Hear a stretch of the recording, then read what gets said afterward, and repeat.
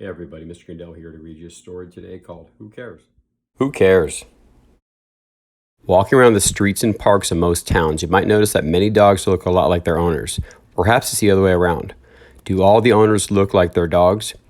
Anton is cheeky and cheerful, and so is his dachshund. Some ladies have the same long faces as their Pekingese.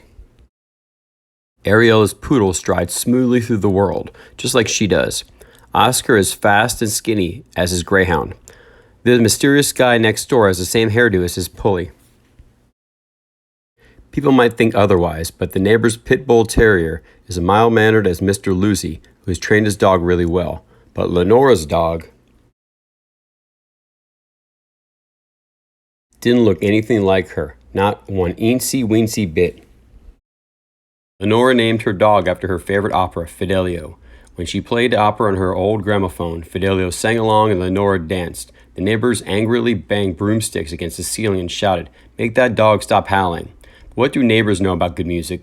Although it has been said, Fidelio also sang when the moon was out, or the sun was shining, or when it rained, or when he was happy. And when he was with Lorena, Fidelio was pretty much happy all the time. When Lenora took Fidelio out for a walk, people would start to gossip. "Just look at that dog," they'd whisper. "He doesn't look anything like his owner. Incredible." They'd laugh at them, but Lenora didn't mind. Well, she did mind a little bit. 2 streets down lived Carmelo and his dog. Didn't look anything like him, not one eensy-weensy bit. Carmelo loved making chocolate bonbons. He often spent days coming up with original recipes like marzipan fairy wings, violet truffles, pistachio pebbles, pixie kisses, and elderberry syrup, crunchy kitty claws, nougat noodles.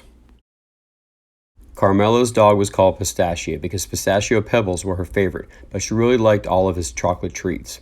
After making bonbons, Carmelo wasn't always in the mood for chocolate, so Pistachio got lots and lots of bonbons. When Pistachio didn't like the bonbon all that much, she'd growl softly. And when she really liked one, she'd wag her entire backside and roll around in a circle. They were very happy together. But when Carmelo walked Pistachio, the gossipy whispers began. "Just look at that man. He doesn't look anything like his dog. Unbelievable." They turned up their noses and doubled over with laughter, but Carmelo didn't mind.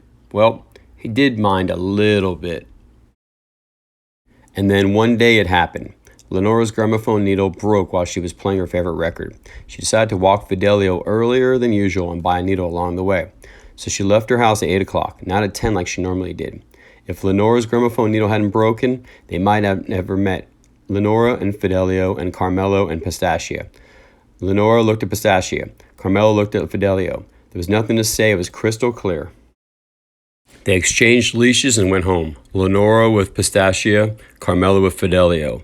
And after that, nobody gossiped anymore. Lenora and Carmelo could finally walk their dogs in peace. But something wasn't right.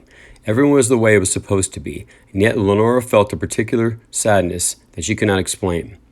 Pistachio wasn't happy either. It's not that she didn't like opera, and Lenora always had chocolate bonbons at home. Although they were store-bought, they were quite delicious. Pistachio didn't eat them, though, and she didn't roll around in circles anymore either.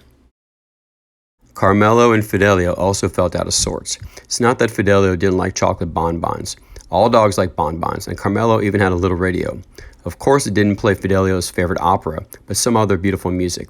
Fidelio didn't want to hear anything else, so he stopped singing. So they got sadder and sadder, Lenora and Pistachio, Carmelo and Fidelio. So they couldn't figure out why. After all, everything was perfect now. One day, Carmelo was listlessly working on a new bonbon creation when he accidentally burned the chocolate for the first time in his life. He had to scrub the burned-out pot for a long time, that he didn't walk Fidelio at 8 o'clock like he normally did, but at 10. If Carmelo hadn't burned the chocolate, they might not have met a second time. Lenora and Pistachio and Carmelo and Fidelio. Lenora looked at Carmelo, Pistachio looked at Fidelio. Carmelo looked at Lenora, and Fidelio looked at Pistachio. Suddenly, the strange, sad feeling was swept away. There was nothing to say. It was crystal clear. And so, off they went.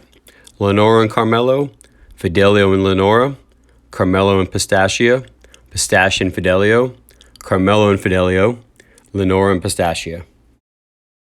Now they do everything together. They listen to opera and sing and dance. They make chocolate bonbons and eat them all. They even roll around in happy circles. People are often confused and say, these dogs aren't a good match, and the owners are even less, so altogether they look completely ridiculous. But the four of them didn't mind, not even a little bit. They simply think, who cares? I think the moral of the story is be you. Who cares? Have a wonderful, wonderful day. Bye-bye.